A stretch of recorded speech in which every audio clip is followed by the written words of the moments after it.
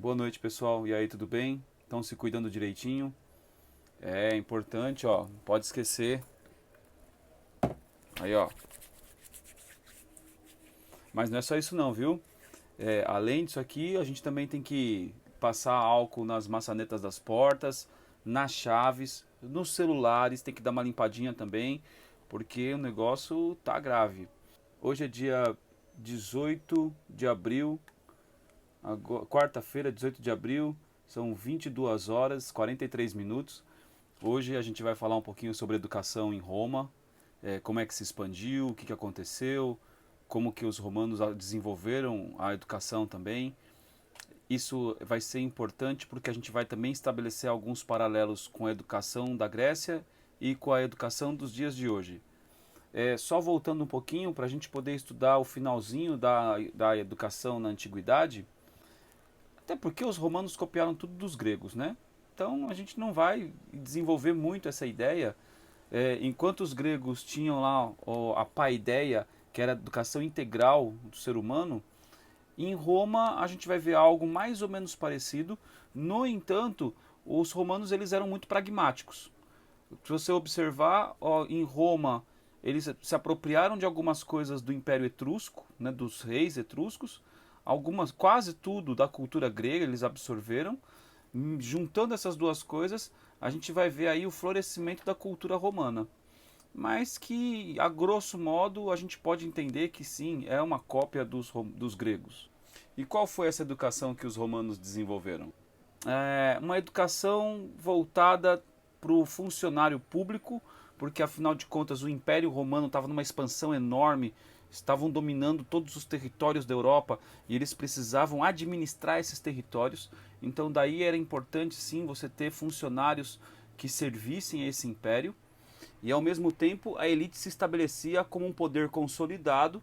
As elites eram os patrícios, os senadores, né, a alta sociedade, os grandes proprietários de terra. Eles também precisavam de um tipo de educação em que pudessem se manter no poder e continuar dominando culturalmente as populações mais oprimidas.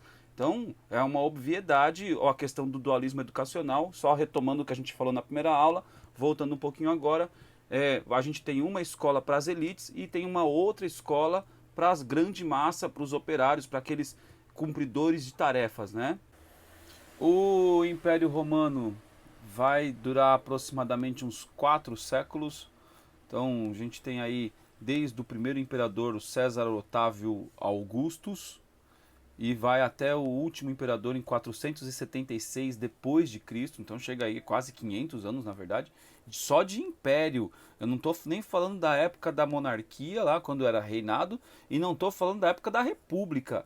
É só império, quase 500 anos que dura, mas eles acabam sendo invadidos aí desde o século II ou do século III aproximadamente, eles acabam sendo invadidos pelos povos germânicos, né, da Germânia. A gente hoje conhece aquela região como Alemanha, na verdade é o norte da Europa. Então são vários povos, várias populações, que chamam os povos bárbaros. Então esses povos entram em Roma, invadem Roma.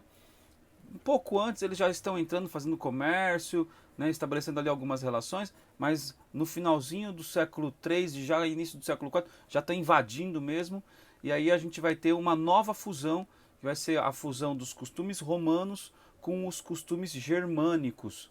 Veja bem, eu não estou falando costumes bárbaros, estou falando costumes germânicos. Em alguns livros de história você vai parecer lá a mesma coisa. Não é a mesma coisa. Mas é importante a gente perceber que com a fusão desses costumes romanos e germânicos vai ocorrer o florescimento da Idade Média e com a Idade Média surge então o feudalismo.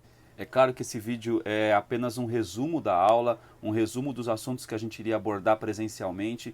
Então é importante nesse momento vocês acessarem o AVA, acessem a plataforma digital. Lá a gente tem disponibilizado a pré-aula, a aula propriamente dita com esse vídeo, a pós-aula. Ali na pós-aula você encontra diversos exercícios, acho que são os três. Encontra os exercícios para a gente realizar e obviamente tem que ler. né? Acessa também o livro, né? Está disponibilizado digitalmente. Já falei, faz o download, deixa esse livro offline no seu dispositivo, deixa o arquivo dele para você poder consultar a hora que você precisa.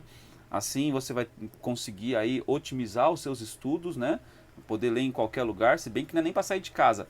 Então, fica com o livro digital aí lendo e vamos ter cuidado, vamos aí tomar todas as providências necessárias para não colaborar aí para a disseminação dessa epidemia, certo, pessoal? Cuidem-se, cuidem dos seus e um abraço, até o próximo vídeo. Até mais, gente.